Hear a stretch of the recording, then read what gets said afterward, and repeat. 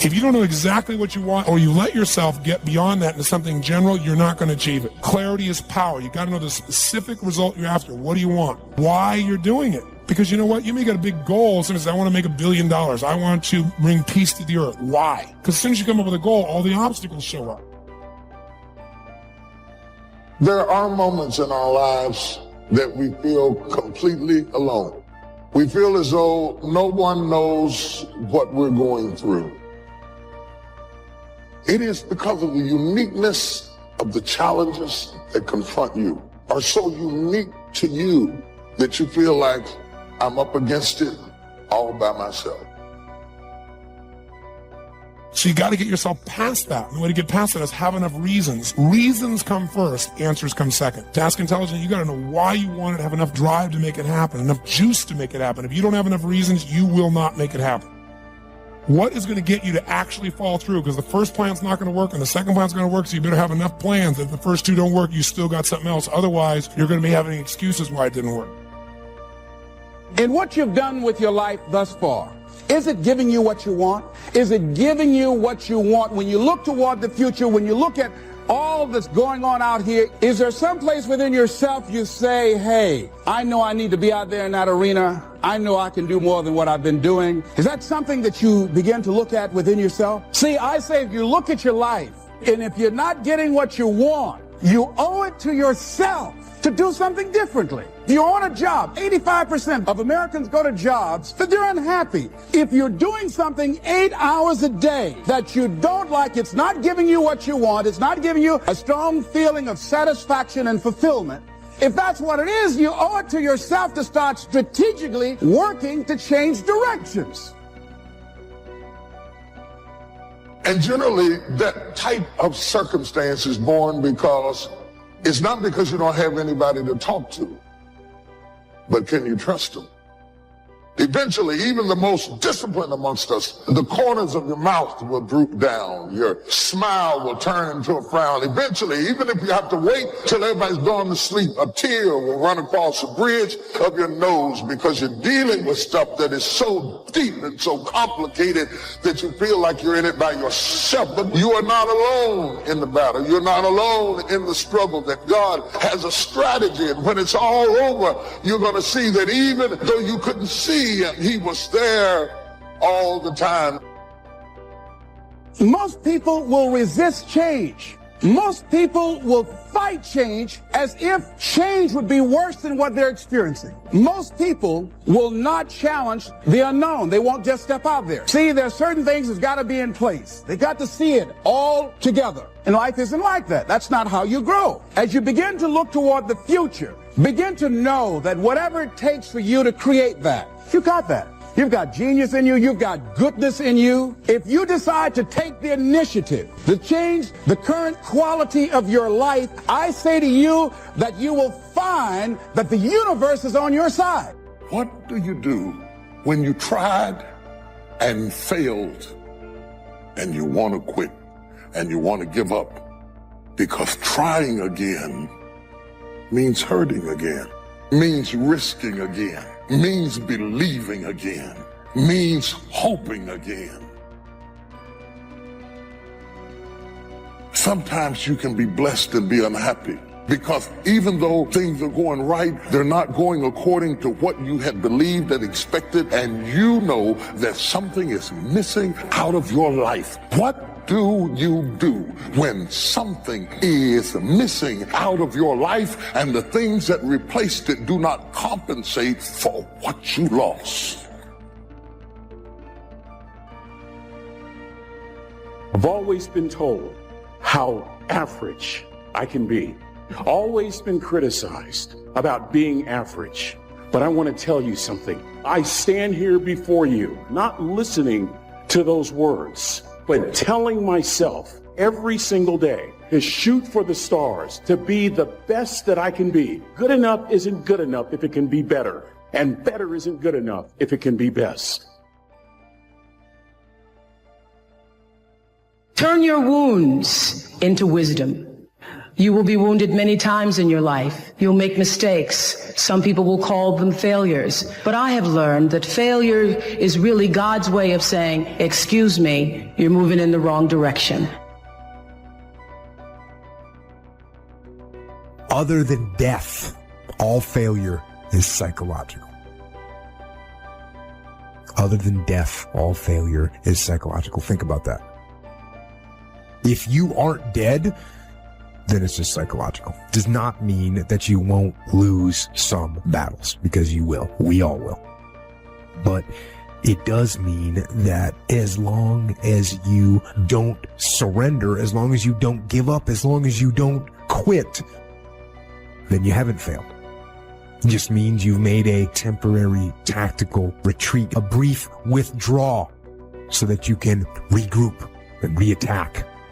If you get beat, unless you're dead, you are not defeated. And you have not failed. What you've done is you've learned. You've gained experience. And you're still alive.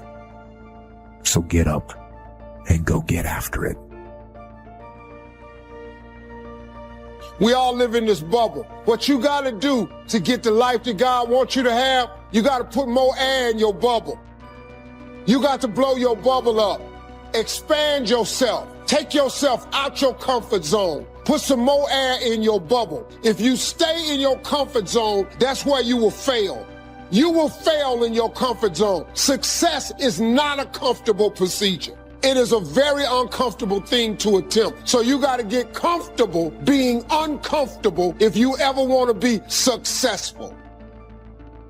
People say you have to have a lot of passion for what you're doing, and it's totally true. And the reason is because it's so hard that if you don't, any rational person would give up.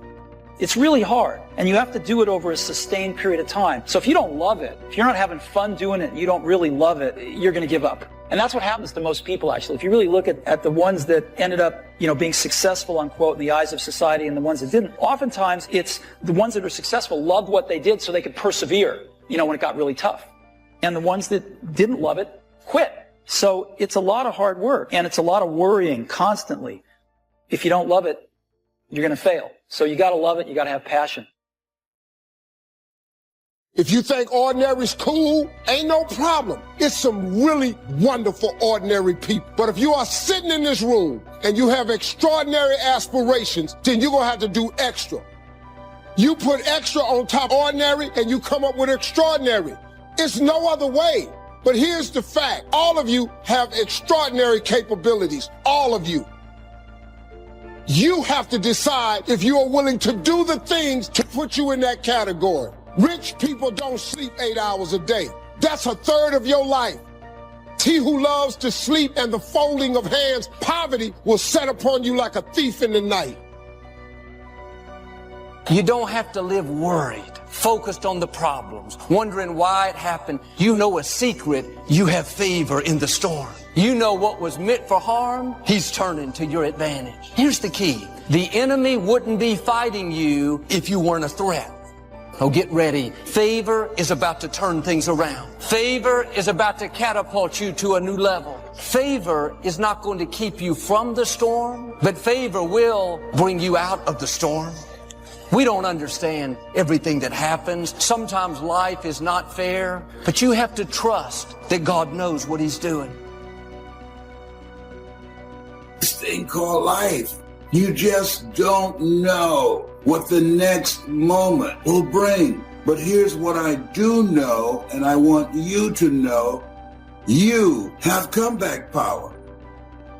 When something happens to you, don't buy into what has happened to you. Buy into, I'm getting up out of here. I'm going to change this situation. This does not work for me, and I don't have the luxury of being depressed and angry. I need to clear my head. This is no time to do something stupid, like hurt yourself. No. So get serious about your goals, business goals, financial independence goals, family goals. I mean, there's so many things to work on this. And if you don't get busy and work on it, sure enough, the time will pass. And sure enough, 5 years from now, you'll wind up where you don't want to be, wearing what you don't want to wear, driving what you don't want to drive, being what you don't want to be. Now's the time to fix it. Your goals are affecting you, whatever they are. Your goals affect your attitude, personality. All day long, we're being affected by our goals. You got to clear your head so that the decision that you make represents the best in you. People who don't stop to clear their heads, they react. They don't respond.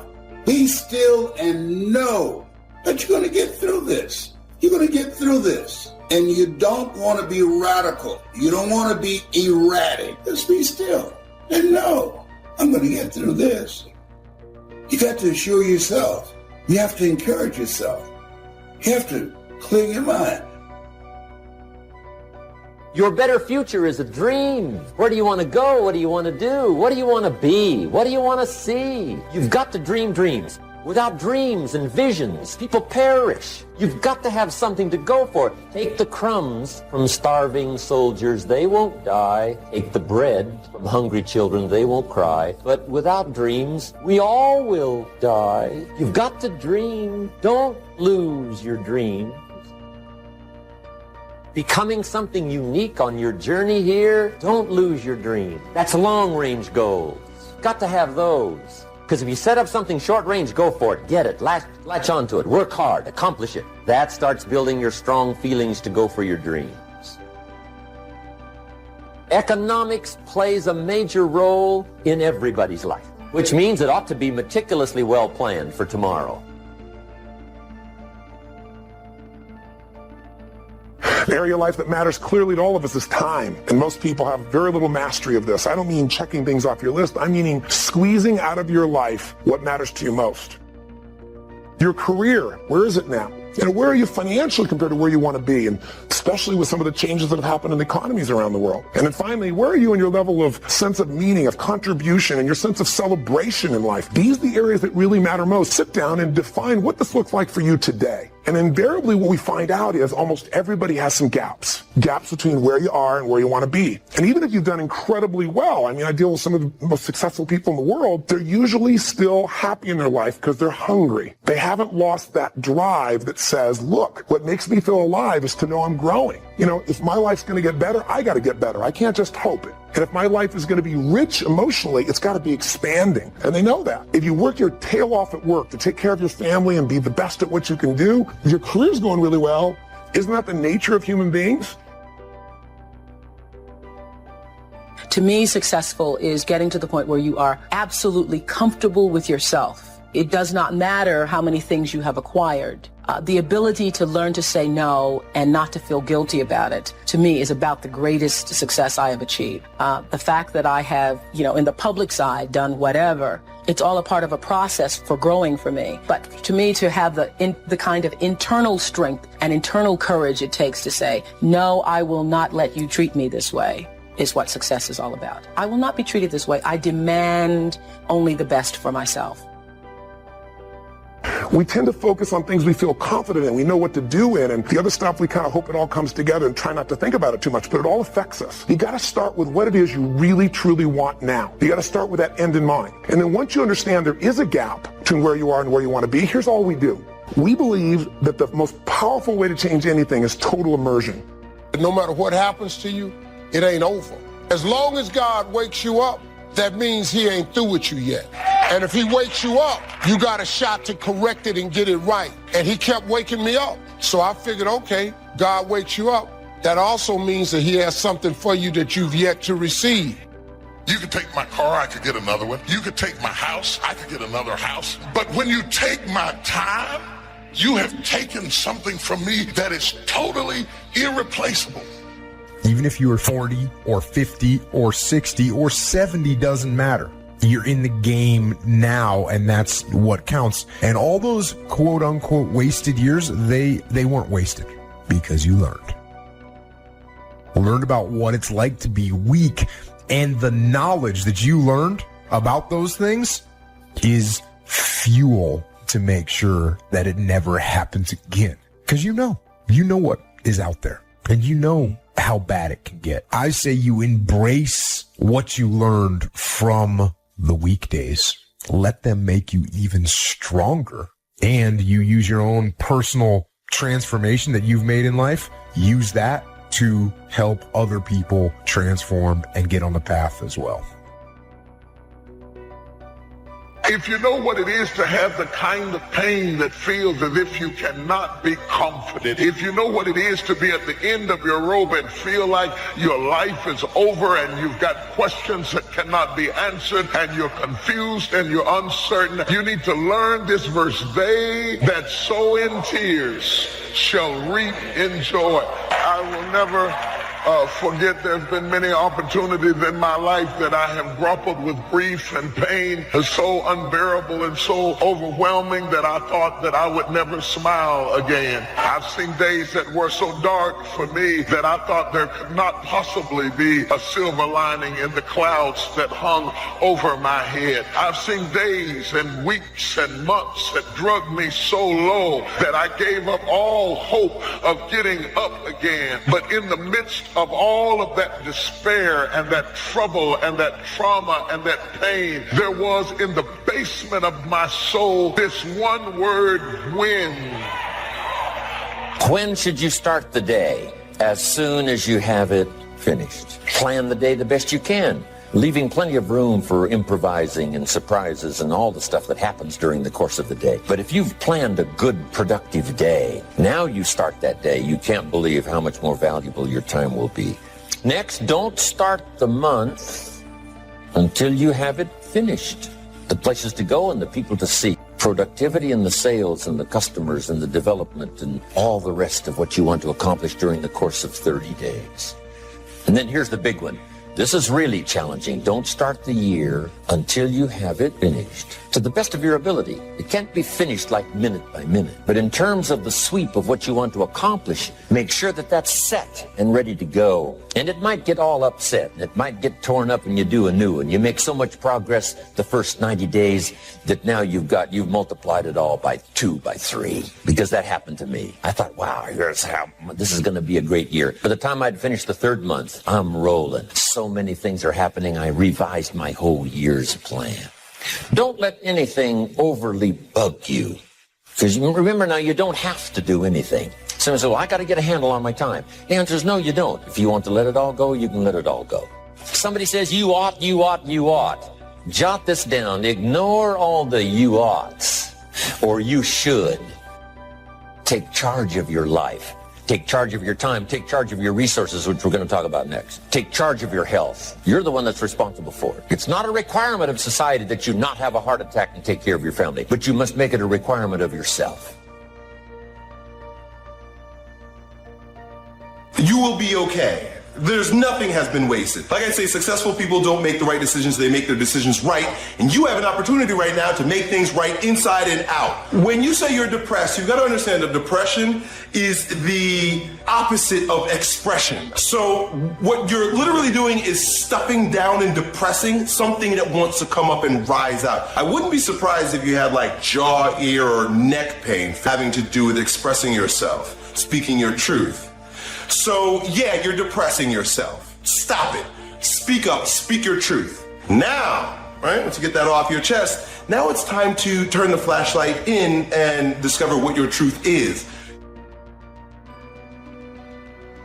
We are living in a generation of the dumbing down of ideas because we have traded effectiveness for busyness. We are so busy and we think because we're busy, we're effective. But I want you to challenge your schedule for a minute and ask yourself, are you really being effective? Or is your life cluttered with all kinds of stuff that demands you and drains you and stops you from being your highest and best self? And are you substituting busyness and all the chaos that goes along with busyness from being effective? It's easy to get faked out by being busy. Guy comes home at night all exhausted, falls in the chair and says, oh, I've been going. Here's the big question. Doing what? It's not the going. Some people are going, and they're doing figure eights. So don't mistake movement for achievement.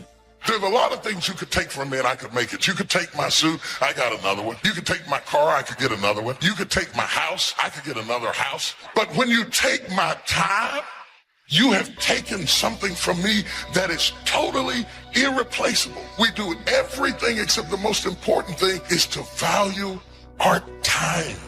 It takes time to be creative. You were meant to be creative. You have creativity. If you had time, you would be creative. Better have a valued goal, because otherwise you can't get any positive motivation working out. And so the more valuable the goal, in principle, the more the microprocesses associated with that goal start to take on a positive charge. Well, you get up in the morning and you're excited about the day. You're ready to go. What you do is you specify your long-term ideal. You do that in some sense as a unique individual. You want to specify goals that make you say, if that could happen as a consequence of my efforts, it would clearly be worthwhile. The question always is, why do something? Because doing nothing is easy. You just sit there and you don't do anything. That's real easy. And then the next question might be, well, where should you look for worthwhile things? And one would be, well, you could consult your own temperament. So you do a structural analysis of the subcomponents of human existence. And you need a family. You need friends. Like, you don't need to have all these things, but you better have most of them. Family, friends, career, educational goals, attention to your mental and physical health, etc. You know, that's what life is about. And if you don't have any of those things, well, then all you've got left is misery and suffering. So that's a bad deal for you. Don't mistake courtesy for consent. If somebody's pleasant and they nod, you say, oh, they're going to buy. No, they're courteous. You can't mistake courtesy for consent. Now, here's a big one, concentration. I had to learn this. All those years ago, I'm in the shower trying to compose a letter. Found it turns out to be a strange letter. So here's what I learned to do. Save the work till you get to the office. Save the work till you get to the work. Don't try to get to the office on the way to work. On the way to work, enjoy the way. In the shower, enjoy the shower. Then go to work when you get to work. Concentration. Learn to say no. I'm telling you, in such a social society we have now, it's so easy to try to be a nice person, saying yes, yes, yes to everything. Find yourself overloaded. Now you got to call and make well, gosh, you know, all the time it takes to back out of something that you said yes to too quickly. Here's what might be better. I don't think so, but if that changes, I'll call you.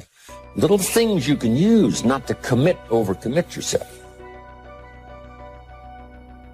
But once you set up that goal structure, let's say, and that's really who it is that you're trying to be. You aim at that. And then you use everything you learned as a means of building that person that you want to be. And I really mean want to be. I don't mean should be, even those things are going to overlap. That's fine, except you'll fail all the time then. You just won't know it until you've failed so badly that you're done. And that can easily happen by the time you're 40. I would recommend that you don't let that happen. Okay, so once you get your goal structure set up, you think, okay, if I could have this life, looks like that might be worth living. Anxiety-provoking and threatening, and there's going to be some suffering and loss involved and all of that. The goal is to have a vision for your life such that, all things considered, that justifies your effort. Then you turn down to the micro routines. It's like, okay, well, this is what I'm aiming for. How does that instantiate itself day to day, week to week, month to month? And that's where something like a schedule can be unbelievably useful. It's like, make a damn schedule and stick to it. It's not a bloody prison.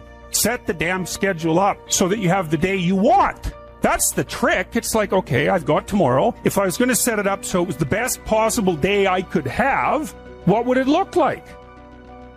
If you think ordinary's cool, ain't no problem. It's some really wonderful ordinary people. But if you are sitting in this room and you have extraordinary aspirations, then you're going to have to do extra. You put extra on top of ordinary and you come up with extraordinary. It's no other way. But here's the fact. All of you have extraordinary capabilities. And go get after it.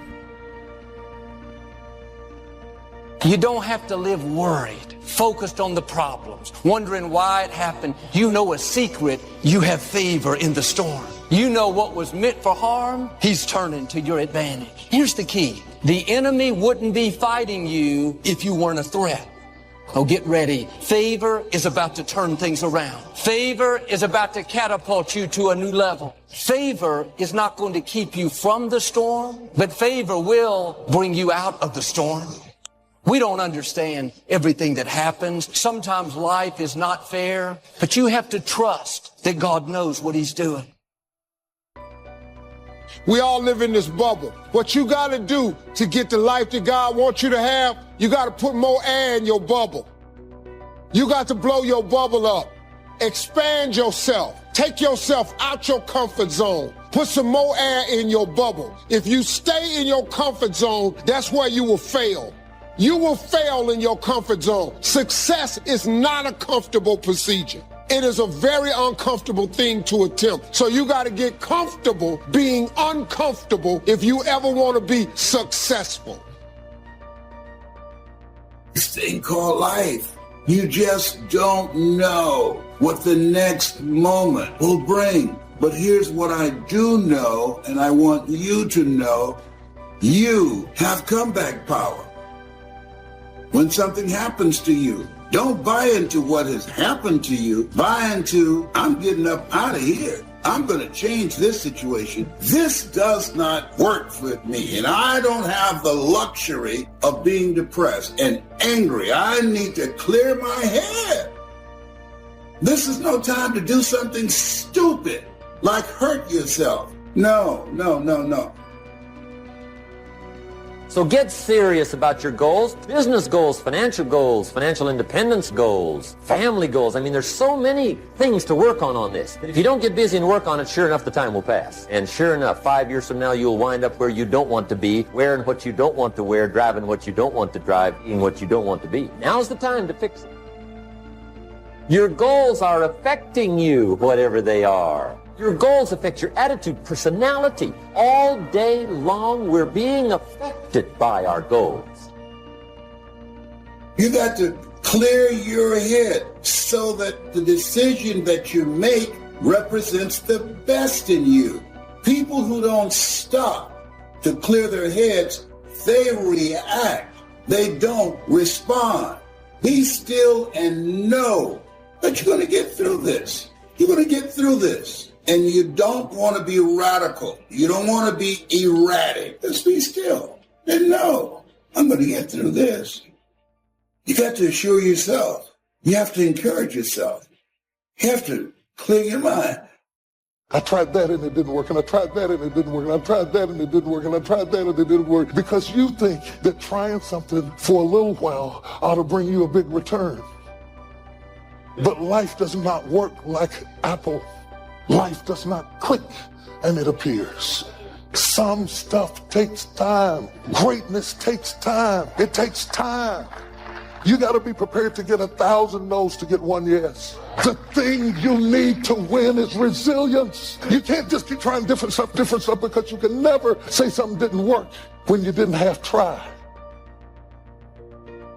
Be resilient. Stick it out. Winter, spring, summer, fall, resilient. Life is going smoothly, then the bottom falls out. Everything is coming up roses, then the bottom falls out. Everything is working out in his favor, and then the bottom falls out. That life starts going your way finally, then the bottom falls out. You plan your retirement, and now you have to take care of your grandchildren. You plan for life to work a certain way, and then the bottom falls out. You're looking for this, and God sends that. You have to be awfully immature to think that every day is going to be a good day. Some days are better than other days. And some days, if it ain't one thing, it's another. What would you do if you knew you could fail, but understood that that failure could be a real blessing in your life? Now, that's a good question, because I think we don't reach our possibilities, not because the door isn't open, but because we stop before we get to the door. Every possibility is surrounded by obstacles and challenges. I've never had a possibility with a clear path that I had no opposition to and just ran up there and knocked on the door and everything opened and everything was good. That only happens in the movies, friends. Resilience. Resilience, the ability to return to the original form after being bent or being compressed. That's the dictionary's definition of resilience. The ability to readily recover from illness or depression. Resilience, being able to withstand setbacks, financial crisis, loss of loved ones, loss of enterprise, and loss of health. How would you ever handle it if you lost everything you had today? What would it take for you to pull yourself up and start all over again? How resilient are you? Could you learn from all your disappointments and start all over again? What would it take? It would take a lot of positive self-talk to muster up the energy to begin again. It would take a lot of concentration to block out the noise and the clutter and the negative voices of others around you. It would also take what? A lot of self-reliance. Your future success has everything to do with you. What's happened has happened. You would need to get on with your life and begin again. It would take a lot of faith and trust in God to move ahead. It would take a lot of self-appreciation, knowing that you have the skills and the talent and the strength to do it one more time. Resilience, the ability to bounce back from adversity, no matter how large or how small. Possibilities are always surrounded by challenges. You got to get through the challenges to get to the possibilities, but it's worth it. It's kind of like a Tootsie Roll. You got to get through the hard stuff so you can get to the good soft stuff. That's the way it is with life. That's the way it is with possibilities.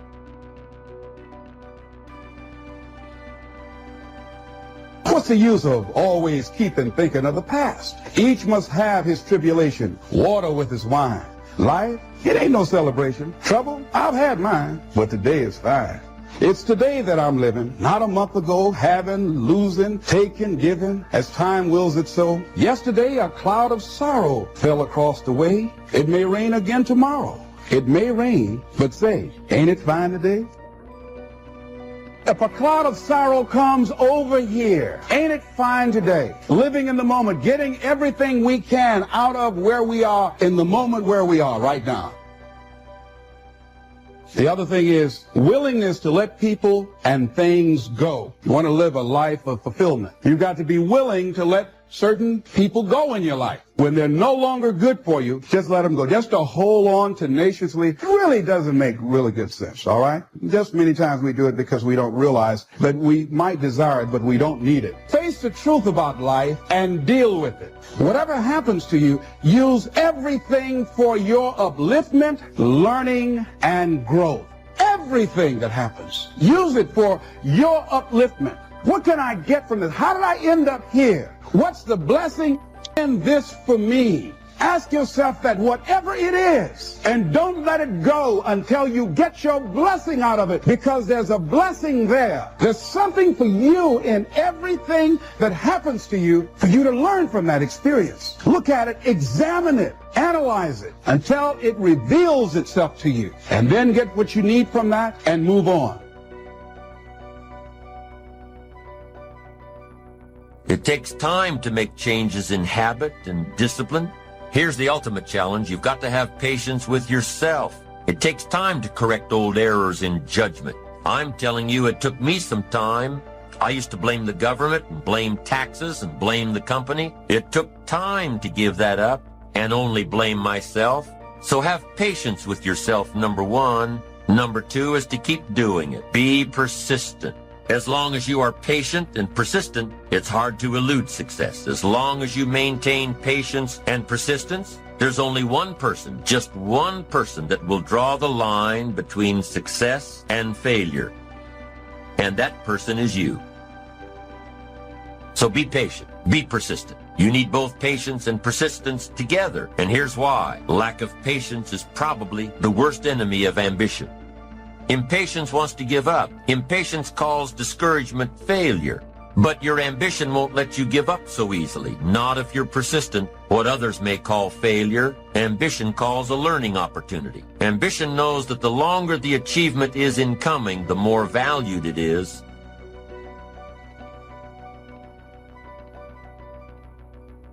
Oh, please, listen to yourself. You know the feelings. If you start listening to the feelings in your heart, and I'm doing it now more every day, I find that my feelings, I can trust them. And I say to you that as you look toward the future, you look at life on a daily basis. If you've heard something within yourself that you know that what you're doing now doesn't fit for you, it doesn't work for you, it's not giving you what you want, and there's something else that you want to do, Don't allow that inner doubt in you to talk you out of it, to tell you why you're not good enough. You ignore that inner voice and all of the external voices. Don't judge the possibilities for what you can do based upon the circumstances, because the circumstances won't determine who you are. Don't determine what you're able to do based upon your resources. Don't determine what's possible for you based upon where your life is right now. Where your life is right now is not you. That's just what it is right now. But the possibilities for you are unlimited. It's unlimited if you're coming back from adversity and devastation. It's unlimited of what you can do. That's the capacity of human beings. It doesn't matter how many mistakes you've made. It doesn't matter how many flops you've had. It doesn't matter how much money you've lost. What you learn from life.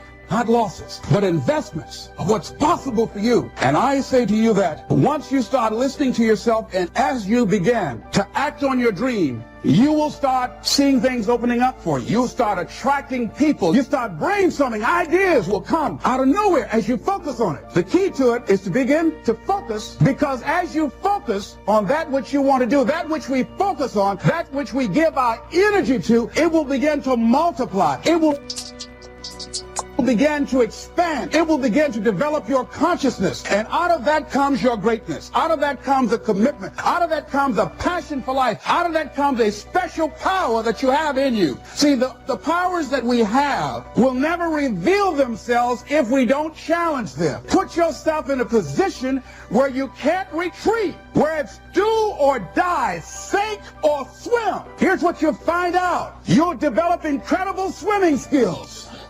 You'll find yourself stroking unlike you've ever seen before. Through the inspiration of desperation, you become more creative than ever before. All you can do is all you can do. And all you can do is enough. Make sure you do all you can do. Knowing when an opportunity is right and when more preparation is needed. Be patient in knowing the difference between when the opportunity is right and when more work needs to be done.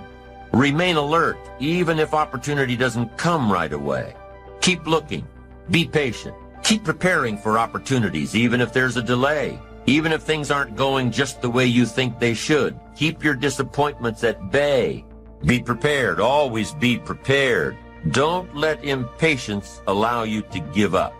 Take the little setbacks in stride. Don't let small disappointments discourage you. Don't let the little successes delude you. Avoid the emotional roller coaster that will always disrupt your plan.